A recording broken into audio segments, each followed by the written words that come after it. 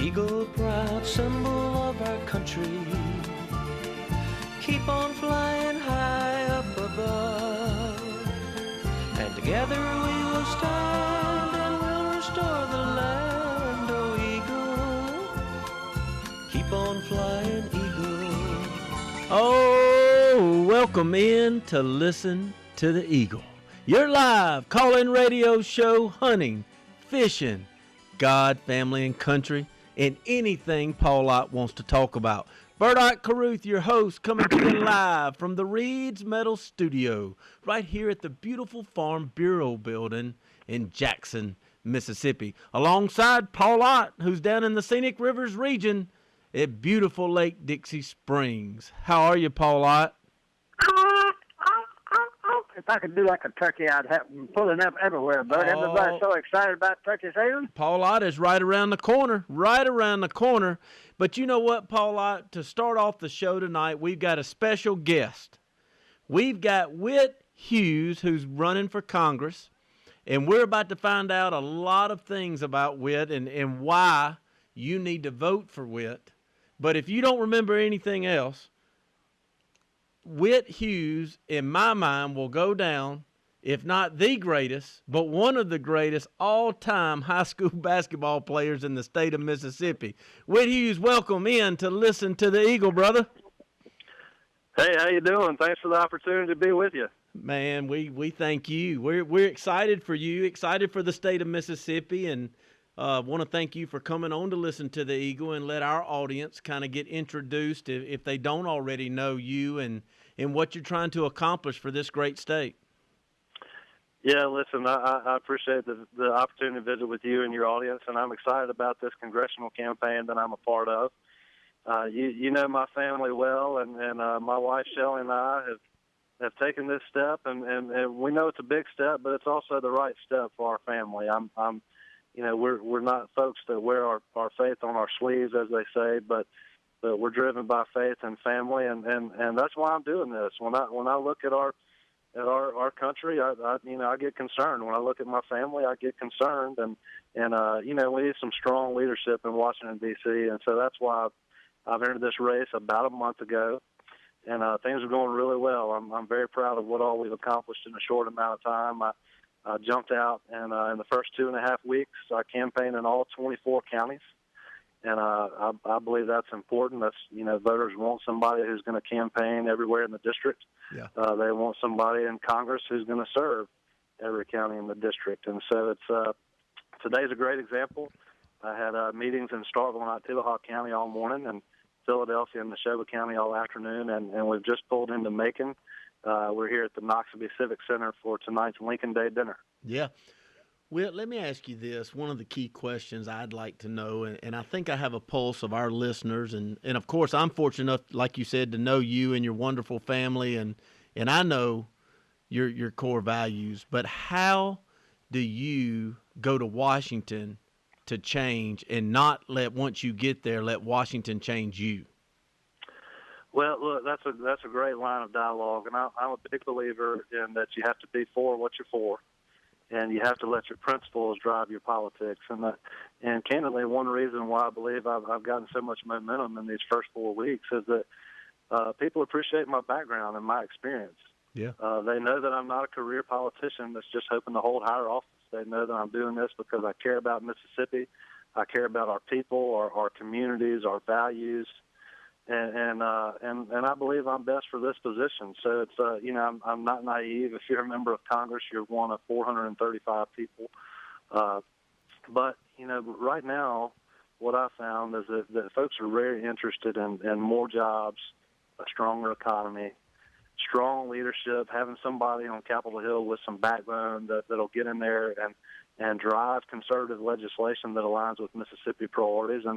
And that's the kind of leader I plan to be. And look, things are going very well. It's as I mentioned, I've been to all 24 counties already, and the feedback has been very encouraging. Yeah, the buzz is hot, and I know you're going to be a great candidate, and I know you're going to represent our great state well and serve your base. But the other thing that I don't think people realize, Whit, and I know this, you and I are about the same age, but the sacrifice and commitment that you're about to make, the other side where the shoe drops. I mean, you've got young children, you've got kids in school right here in surrounding areas, and that's got to be tough. And the other thing in decision and making yourself the decision to run, I know timing's everything, but kind of speak to that. Why is the time right now for you? Yeah, listen, I'm passionate about this. I'm committed to this. You're very right. I mean, it's not a decision to make lightly. My wife and I have 3 children, 15 and 13-year-old boys and a 10-year-old daughter. My recent experience has been with a great organization with Baptist Health Systems in Jackson. Yeah. And so to the extent I can communicate to folks that I'm serious about this, I want to do that because it is it is a big step and a big commitment to make. But as I mentioned earlier, it's the right step for me and my family. And we're ready to do this. We know what it takes to run a successful campaign, but more importantly, we know what to expect when you win and serve in a position like this. There's a lot of sacrifice, very demanding in terms of time with your family. In Congress, at least in the House of Representatives, you're talking about it every 2-year cycle. Right. And so it's not something that I would ever do lightly. But again, I feel led in this direction. I believe I'm the right person for this position, and I'm enjoying this. Look, if you can't enjoy getting out and hustling and traveling around to communities and visiting with Mississippians, reconnecting with old friends, making new friends, listening to what's on their mind, if you can't enjoy that, you don't need to step into the middle of a process like this. And I got to tell you, a lot of folks are like me. There's a lot of frustration. People are tired of folks in Washington D.C. just holding office. They want people of action in there. Somebody that understands what's important to our Mississippi families, our small business owners, the people that are the backbone of our economy. And yeah, I'm looking forward to having the opportunity to compete in this congressional campaign and ultimately to represent the 3rd District. Well, Whit, again, I can't thank you enough for coming on Listen to the Eagle. I want to thank you for making this decision and representing Mississippi, because I do know you and I know what you stand for, and I'm excited for you. I'm excited for your campaign. Paul, I'm going to turn it over to you. We got about a minute and a half before we got to let Whit go to his event. You got anything for Whit? Yeah, Whit. Well, one thing I know this because we've been a friend of the Posey family for a long time. You married into a great Mississippi family, and I know they're behind you and what their values are. So I know you're going to do that. Well, hey, it's great to hear your voice. I'm very fortunate with my wife Shelley and her family, and of course they're doing whatever they can to help me with this race. And it's and look, it is a family thing, as they say. I mean, we've got everybody involved. My wife Shelley is 100% supportive, and certainly couldn't do this without her incredible level of support. And our children are enjoying this process. And listen, I wish we had more time. Hopefully I'll have an opportunity to come back on and visit more with your audience, and we can get into some of the detailed issues that I know are important to the listen to the Eagle. Listen, audience. You've got an open invitation. When you get ready and you want to come in here, and we'll take calls and we'll sit down, and as they say in the beautiful scenic rivers region of Southwest Mississippi, we'll chew the corn a little bit and shuck it on down. Hey, we got to go to break. I know you've got an event to go to. Best of luck. Thank you. And just have a great campaign, and we'll see you soon, brother. Yep. WhitHughesForCongress.com. WhitHughesForCongress.com. Thank you, Whit. Y'all don't go anywhere. We'll be right back with more of Listen to the Eagle.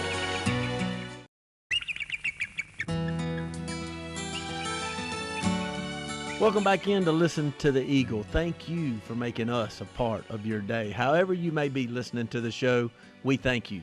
We are your call-in radio show on God, family, country, hunting, and fishing, and anything Paul Ott wants to talk about. Bert Ott Carruth, your host, coming to you live from the Reed's Metal Studio. Want to invite you to go to reedsmetal.com. You need a metal building, you need a metal roof, you need a little hunting camp. Reed's Metals can hook you up all across this great state of Mississippi. They hit every corner. I want to thank them for sponsoring the show. But I want to go ahead and go to Barrett Van Cleave. Barrett is always our go-to guy. I kind of call him Listen to the Eagles professional hunter and fisherman. Me and you lost a little communication this weekend because I believe you had something going on. I saw a picture on social media. It looked like you hit the mother lode this weekend fishing, brother. Yeah, that warm weather finally coaxed me into going out there. I'd seen a couple of buddies the previous weekend that were doing it. I had some stuff going on, so yeah. We had a good run there. Caught several bass and a few white perch. You know, they're starting to kind of move in a little bit, probably spawning in some ponds around. So it's that time, and the turkeys are gobbling too. So spring's about here. You know, after January 31st, I have no use for cold weather, and so that's kind of how it's setting up, and that's how I like it. Yes, sir. I think we're moving right in the right direction. Last week we had some guys in here, and it had really just hit, the news had hit about the confirmed deer that had chronic waste disease in the state of Mississippi.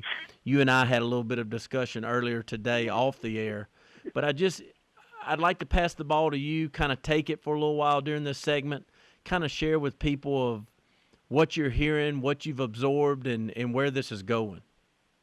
Right. You know, Mr. Bert, this is a serious matter. It's something that didn't catch our law enforcement off guard. They knew it was coming. It was in a bordering state. And unfortunately, on January 25th, they finally had one that tested positive for this CWD, chronic wasting disease. And it's not good. I mean, there's no way around that. Luckily, they had a plan in place. They knew it was going to come eventually. That's why they cracked down on the laws, you know, transporting the deer carcasses and everything. A lot of people didn't take the disease seriously, and I, for one, didn't think it was coming this soon either. Yeah. But everybody was upset about transporting the deer. You know, if they killed a nice buck, they had to take the hide off the horn. No brain matter, no spinal cord or anything. Bone could be transported across state lines. But there's a reason for that. And it wasn't to be harsh or, you know, give them something to write you a ticket about. It was because of how serious this is, and now it's here. Yep. And the plan that they've got, from what I've gathered, is we're fixing to go from surveillance to containment. So they've been testing these deer. It was not something that, you know, they got one positive, and then, oh man, you know, it takes something like 16 months for the deer to die from it. So how many more other ones have it?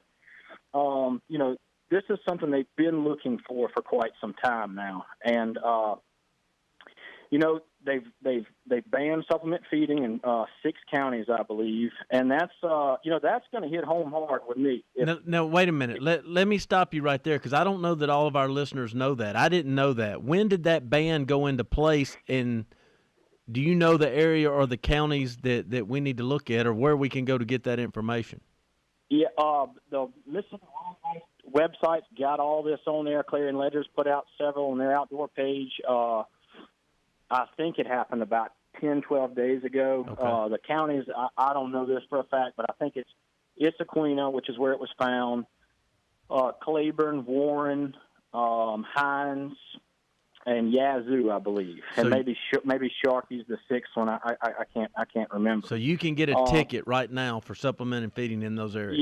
Yeah. Okay. They want, you know, all feed needs to come off the premises. If you got a feeder out there that had some corn in it left over, or, you know, I mean, you need to clean it out, dispose of it, bury the corn that's in there. Obviously, you don't want to take the corn and throw it on the ground, because how this thing spreads is through saliva, feces, urine. I mean, it's not like EHD where the insect flies and bites one deer and then goes to another. This is something that's contagious between deer. So what they're trying to do is they're trying to get the deer, when you put that feed out, you're getting them into you're manipulating their environment, and you're making them go to an area where obviously 20 deer would not be in a 10-foot radius if there wasn't bait, you know, right, in that spot. And so, you know, I feel for those guys up there in those counties. I mean, you know, this is the time of year we get this protein out and start, you know, growing bone that we're going to hunt the following deer season. And, you know, they're not allowed to do it. And it very well may come down and they ban it statewide. I don't know that. A lot of people are saying that they need to do that. I think what we need to do is just sit back and wait and let them tell us what step they're at, and before we, jump to any conclusions, because it takes a long time. I believe the center where they get this thing tested at is in Iowa, and it takes about 2 weeks to get those results back after it gets all the way to Iowa. So, this is not something that we're going to be able to say, okay, here's a sample. Is he positive or not? I mean, it's a time-consuming process, and I think since they found that one positive, they've sent in probably, I think, 60 other samples, and so we're kind of in that waiting period right now. We're hoping for the best. I mean, there's been some cases in some states where no state has won this battle. This is because of how long the prions, I believe, live in the ground after the animal decays. It just doesn't go away. Yeah. But there have been some states that have had somewhat success stories, and we just got to hope that we're going to be one of them, and that we don't get a result back and tell us that we have a lot of those were positive. When you say samples are being sent off, where do the samples come from? From the hunters in the state of Mississippi send them to the department? No, this particular deer was reported looking ill. The hunter actually watched him die in his food plot, and he called Mississippi Wildlife Game and Fisheries, and an officer came out there and collected the animal and handled him with gloves and everything. And that's what you need to do. You don't need to try to be a hero in this situation. If you see a deer that's sick, from what I've read and from what they've said, you call them. You let them handle this, and they'll send all the stuff out. Now, if we get on into deer season, there'll be a time and place for that. I'm sure once we get on into deer season, they're going to have additional checkpoints and things in your particular county. But as of right now, you need to let the professionals handle it. But like you said, they're sending it to Iowa. Yeah, I believe that's where the lab is.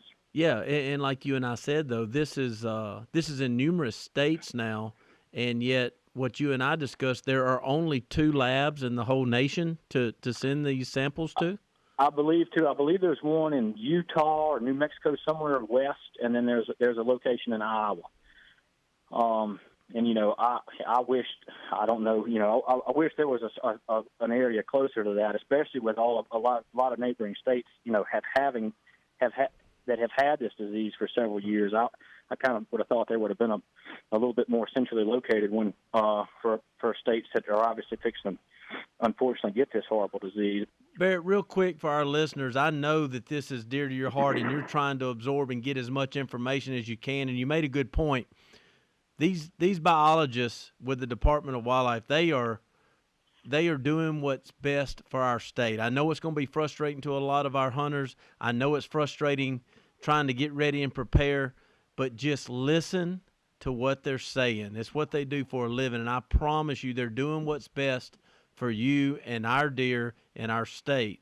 But with that being said, give our listeners some of the places you're going to get your information, and what are some good maybe websites to get educated. Right. I'm a big advocate in QDMA, and they constantly, they've got branches all across the United States and Mississippi, and so they've had memberships that are in CWD positive areas and have been for 5-6 years now. So there's always good articles on Quality Deer Management Association's website. And then, the state of Mississippi is putting out some good stuff on any of their outdoor pages and everything. They're kind of staying on top of this, informing everybody of what's going on. And I just urge you to when you get in the office in the morning, you got a few minutes, pull it up, see maybe they've got a new article out or something else has come up. I've been checking it religiously.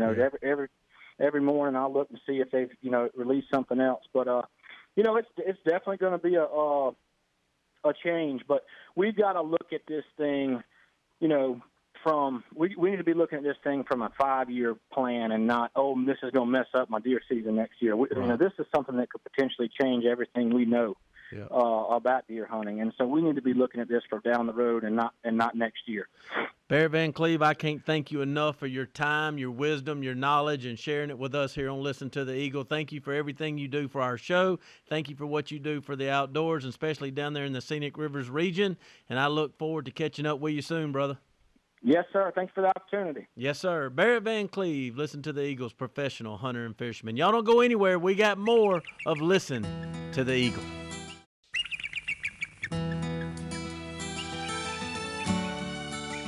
Welcome back. Listen to the Eagle. Thank you for making us a part of your day. Bert Ott Carruth coming to you live from the Reed's Metal Studio alongside Paul Ott down in the Scenic Rivers region at beautiful Lake Dixie Springs. Once again, Paul Ott, I want to thank all our guests that have been on tonight. Of course, Whit Hughes, who's running for Congress. Thank him for stopping by and sharing his vision and what he wants for this great state of Mississippi. Want to invite each and every one of you to learn more about Whit Hughes and his campaign. Go to whithughesforcongress.com. That's whithughesforcongress.com. Want to thank Barrett Van Cleave. Kind of listen to the Eagles' go-to guy for wealth and knowledge and just a lot of hunting experience out there, talking about the chronic waste disease, the confirmed case here in the state of Mississippi. Good place for you to go is cwd-info.org. That's cwd-info.org. Get a lot of education there. Visiting with David Chancellor, our good friend, who does all the gun shows across the state. And David, go ahead before we get back into the serious conversation. If we have time, I'd like to address that a little bit more. But tell us where you are. Where are we headed? Hey, well, I'm recovering from this past weekend. We had a great gun show at Greenville this past weekend up here at the Washington County Convention Center. I had lots of visitors this weekend, so that they do listen to the program and they hear me on Monday nights talk about the gun shows, and they kind of get informed on That's great. Good deal. But we had a great turnout and didn't have no kind of problems this weekend. Didn't have no kind of protest. Everybody was happy. Well, good. But we do have the Capital City shows coming up March the 10th and the 11th in Jackson, Mississippi, down on I-55 South. And then we have the largest gun show in Mississippi down at the Laurel Fairgrounds. Laurel Gun Show will be March 17th and 18th. Sweet. David, what is your website? www.bigpopgunshows.com. Paul Ott, I want to go to you before we let David go. We've got about 3 minutes left, and you know, I tease you all the time about you've been around here. You've probably been, he said 600 years. You've been around about as long as the gun's been created. I was there. Paul Ott, you've written songs about God, family, and country. You talk about the family circle being broken. My heart, my gut tells me that's the root of this. The family circle has been broken, and there's just so many broken people out there, and the gun is just a vessel. It's just a piece of equipment. I mean, it could be a knife, it could be anything, but the family circle is broken. Well, it is, Bert, and actually, because of the gun is why we're free to have a gun, and we have the country we have, along with, of course, keeping God first, God, family, and country, as we try to do on the show, Bert. But we need people to get up, you know, these anti-hunters and these people, and thank goodness for people like David that are out there promoting and other people in the National Rifle Association. Bert, if we get rid of the gun, we may lose the country because, you know, Teddy Roosevelt said, here's what he said, David, walk softly, but carry a big stick. You know, Paul Ott, you just made a statement that I haven't really thought about. Do you believe that, David? If we lose the gun, could we lose the country? Well, that's the way the governments and countries has failed in the past. You look back into your history books. If they can get your weapons, your line of defense, the next thing they get is your religion. That's what they got to do. They know they got to get your right to protect yourself, and then they can get you your religion. And that's what's wrong today. We need to put the B&B back in schools, called the Bible and the Belt. That's what we need. There's not enough discipline. There's not enough discipline in this world. But also on that deal, there's not enough security at these schools. There's not enough security in these gun-free zones, the soft zones, the soft targets. And unfortunately, I have to say, this young man thought this through. Yeah. Because we have alarms to lock us down, but we also have a fire alarm to get out when a fire. And he was ahead of us.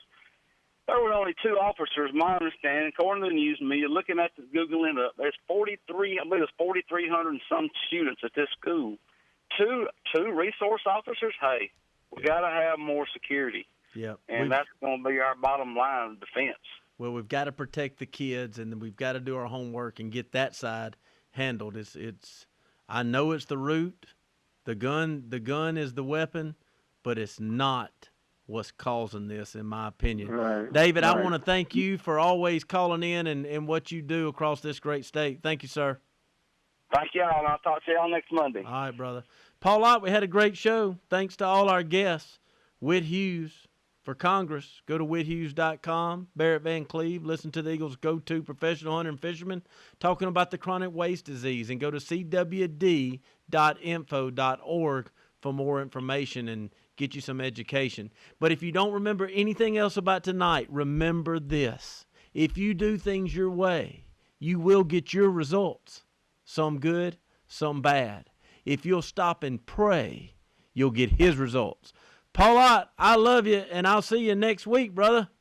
Okay, love you, Bert. Great job. All right. See y'all all next week. Thank you for being a part of Listen to the Eagles.